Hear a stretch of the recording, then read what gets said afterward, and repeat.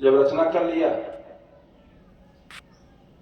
तो व्यास जी ने विचार किया कि आखिर इसके प्रचार प्रसार कौन करेगा। कारण कि जब व्यास जी भागवत की रचना किए उस समय शरीर एकदम बूढ़ा हो गया था, तो प्रचार करने की स्थिति में नहीं थे। तब उन्होंने भगवान शंकर की आराधना किया।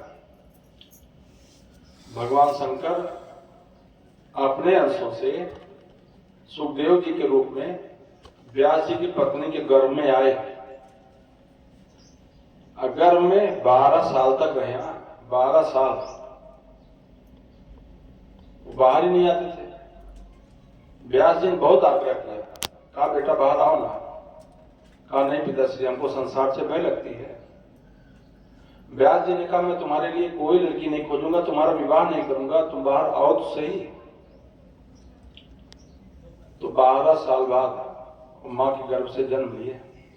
तो जन्म के समय उनकी उम्र कितनी थी? 12 वर्ष। लौकिक संस्कार भी नहीं हुआ, तभी सुखदेव जी घर छोड़कर भाग गए। अब पीछे से व्यास जी पुकार रहे थे, बेटा सुखदेव लौट आओ, बेटा सुखदेव लौट आओ। लेकिन सुखदेव जी कोई जवाब नहीं दिया। पेड़ पौधों ने जवाब दिया, ये व्यास जी आप लेट जाओ, आपका पुत्र सुखदेव वैराग्य की साक्षात प्रतिमूर्ति है, वह वापस संसार में नहीं जाएगा। आगे आगे सुखदेव जी जा रहे थे, पीछे पीछे व्यास जी। तो बगल में एक सरोवर था। सरोवर में कुछ नवयुवतियां अर्धनग्न अवस्था में स्नान कर रही थी। नवयुवक सुखदेव जी गए, उनके ऊपर कोई प्रभाव नहीं पड़ा। लेकिन जब व्यास जी गए, जो कि बूढ़े हो गए थे, लेकिन उन नवयुवतियों ने जब व्यास जी को देखा तो अपने शरीर को वस्त्रों से ढक लिया।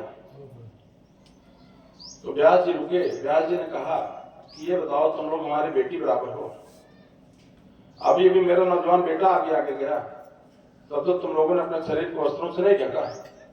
मैं बूढ़ा जा रहा था, तुम लोगों ने अपने शरीर को वस्त्रों से क्यों ढक लिया? तो उन्होंने कहा कि आप व्यास जी, आप बुरा मत मानिएगा, आपका पुत्र वैराग्य की साक्षात प्रतिमूर्ति है, उसकी दृष्टि में स्त्री और पुरुष का कोई भेद नहीं है।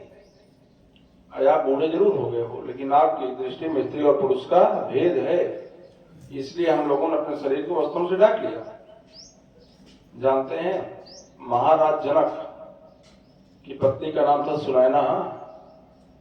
उन्होंने वैराग की परीक्षा लेना चाहा कि पृथ्वी पर परम वैराग्यवान है कौन। तब उन्होंने सुखदेव जी को और नारद जी को अपने यहां निमंत्रण भेजा। दोनों गए तो महाराज जनक के यहां सुनैना ने एक झूला डलवाया। सुंदर श्रृंगार करती है, और श्रृंगार करके आई, झूले के बीच में खुद बैठ गई। एक तरफ व्यास जी बैठो, क्या कहते बैठे सुखदेव जी, और एक तरफ बैठे नारद जी। जब झूला चलने लगा तो सुखदेव जी सहज अवस्था में बैठे रह गए, जड़वत, और नारद जी खिसकते जा रहे थे, खिसकते जा रहे। क्यों? कहीं ऐसा न हो ये सुनैना हमको छू ना ले। तो बाद में सुनैना ने कहा, अगर पृथ्वी पर परम वैराग्यवान कोई है तो सुखदेव जी महाराज हैं। पैर मिले सुखदेव नारायण भगवान की जय। तो सुखदेव जी ने भागवत का प्रचार और प्रसार किया। भागवत में 3 श्लोक में व्यास जी ने सर्वप्रथम मंगलाचरण किया। ये मंगलाचरण क्यों किया जाता है? मंगलाचरण करने के पीछे का उद्देश्य क्या होता है जानते हैं? हर शास्त्रों में मंगलाचरण है। रामचरितमानस में विष्णु मंगलाचरण है, भागवत में मंगलाचरण है, सारे शास्त्रों में मंगलाचरण है। क्यों? कि मंगलाचरण के माध्यम से हम उन मंगलमय देवताओं का आवाहन करते हैं कि हमारे यज्ञ में कोई विघ्न बाधा उपस्थित न करे। ये देवता लोग जो है ना, देवता लोग भाव ये भी विघ्न और बाधा उपस्थित करते हैं। ये नहीं चाहते कि मनुष्य सत्कर्म करे, पूजा करो तो, पाठ करो तो, अनुष्ठान करो तो, भागवत सुनो तो, रामायण करो तो, ये कोई न कोई ऐसी बाधा बीच बीच उपस्थित करते रहते हैं जैसे हमारा मन हट जाए और हम उस कार्य को संपन्न न करें। क्यों? क्योंकि देवता लोग मनुष्यों को पशु मानते हैं, पशु जीव को पशु मानते हैं। जीव रूप पशु के 4 पांव होते हैं। क्या क्या? धर्म, अर्थ, काम और मोक्ष, ये 4 पांव। और 2 सींग, सुख और दुख। और पूंछ क्या है? कर्तापने का अहंकार। अहंकार से कोई बचा नहीं। मैंपना सबके अंदर रहता है। यही अहंकार क्या है? जीव रूप पशु की पूंछ। और चारा क्या है? अनंत जन्मों का जो कर्म है वही जीव रूप पशु का चारा है। कि इंद्रिय द्वार झरोखा नाना, इंद्रिय द्वार झरोखा नाना, इंद्रिय द्वार झरोखा नाना, इंद्रिय द्वार झरोखा नाना, जाता सुर बैठे करथाना, जाता सुर बैठे करथाना, आवत देखई विषय बयारी, आवत देखई विषय बयारी, झट कर देहि कपाट उघारी, झट कर देहि कपाट उघारी। इंद्रिय द्वार झरोखा नाना, मनुष्य के प्रत्येक इंद्रियों पर एक एक देवता कब्जा जमा कर बैठे हैं। तो बताओ, जब हमारे शरीर में सारे देवताओं का निवास है तो उनको चाहिए हमारी रक्षा करें, है नहीं? लेकिन वो करते क्या है?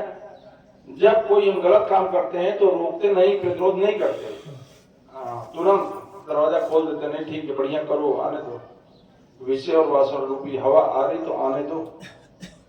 आंख के देवता कौन है? सूर्य भगवान। कान के देवता कौन है? दिशाएं।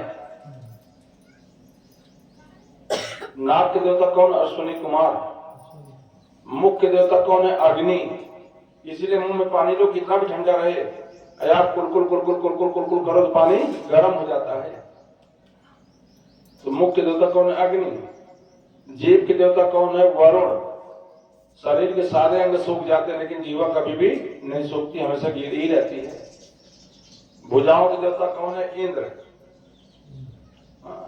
मन के देवता कौन है? चंद्रमा। बुद्धि के देवता कौन है? भगवान नारायण। पांव के देवता कौन है? उपेंद्र। इसीलिए कोई कितना भी बड़ा क्यों ना हो, किसी के सर की पूजा नहीं की जाती है, हमेशा उसके पांव की पूजा की जाती है। क्यों? कि पांव में वामन भगवान का निवास होता है। और मूत्र इंद्रिय के भगवान ब्रह्मा, मल द्वार के यम। तो प्रत्येक इंद्रियों पर एक एक देवता कब्जा जमा करके बैठे हैं। इनको चाहिए कि रक्षा करें, लेकिन आवत देखें विषय बिहारी, झट कर दें कपाट उघारी, तुरंत दरवाजा खोल देते हैं। जानते हैं, जब भगवान राम और रावण की युद्ध हो रहा था, दोनों सेनाएं दिन भर तो युद्ध करती थी और शाम के समय भगवान राम की सेना सुमेर पर्वत पर और रावण की सेना लंका में विश्राम किया करती थी। भगवान राम के शिविर में हनुमान जी पूंछ का घेरा बना लेते थे और वीरासन पर बैठ जाते थे। बिना उनकी इजाजत के कोई भी उनके शिविर में प्रवेश नहीं कर सकता था। अब पूंछ अगर कोई छू भर ले तो मानो 440 वोल्ट का करंट दौड़ रहा है, कोई वहां प्रवेश नहीं कर सकता था। हनुमान जी सारी रात कि जय सिया राम, जय जय सिया राम, जय सिया राम, जय जय सिया राम, जय सिया राम, जय जय सिया राम, जय सिया राम, जय जय सिया राम, जय सिया राम, जय जय सिया राम, जय सिया राम, जय जय सिया राम। हनुमान जी सारी रात भक्तियों में पहरा देते थे। एक दिन पातालपुरी का राजा अहिरावण, जो रावण का रिश्तेदार था, उसने विचार किया अगर राम और लक्ष्मण की मैं बलि दे दूं अर्थात मार दूं तो मेरा भाई रिश्तेदार जो रावण है वो बिना युद्ध के जीत जाएगा और सीता रावण की हो जाएगी। उसने क्या किया? विभीषण का भेष बनाया अब विभीषण का वेश बना करके भगवान के शिविर में रात के समय आया शाम को। हनुमान जी पहले पर थे तो उन्होंने कहा भैया विभीषण इतनी रात गए आप कहाँ थे? कहा भैया हनुमान तुम तो जानते हो कि संध्या गायत्री करने में देर हो गई, अब बिना प्रभु का दर्शन किए मैं भोजन नहीं करता हूँ। शिविर में गया तो देखा प्रभु श्री राम सोए हुए हैं, बगल भैया लक्ष्मण सोए हुए हैं, जामन सुग्रीव अंगद नल नील विभीषण सब सोए हुए। तो क्या किया कि मायावी विद्या से सबको मूर्छित कर दिया। राम और लक्ष्मण को उठाया अपने कंधे पर और लेकर के चला गया पातालपुरी। अब पातालपुरी में ले जा करके कुंभलका देवी मंदिर में बलि देने के लिए गया। तो सुबह हुई यहाँ शिविर में सब भगवान राम और लक्ष्मण गए, हा राम हा लक्ष्मण हा राम हा लक्ष्मण, सब व्याकुल हो गए। हनुमान जी ने देखा क्या बात है भैया आप लोग इतना परेशान क्यों हो? कहा भैया हनुमान शिविर प्रभु श्री राम नहीं है, भैया लक्ष्मण नहीं है। कहा देखो मेरी इजाजत के बगैर कोई भी मेरे शिविर में प्रवेश नहीं कर सकता। हाँ केवल विभीषण जी रात में आए थे। विभीषण ने कहा भैया प्रभु मैं तो कहीं गया ही नहीं था, मैं तो प्रभु घर में सोया हुआ था। आओ आप ही जैसा था। कहा अगर मेरे जैसा था तो मेरा रूप केवल रावण बना सकता है बस। तो हनुमान जी का रावण रहता कहाँ है? कहा पातालपुरी के राजा है।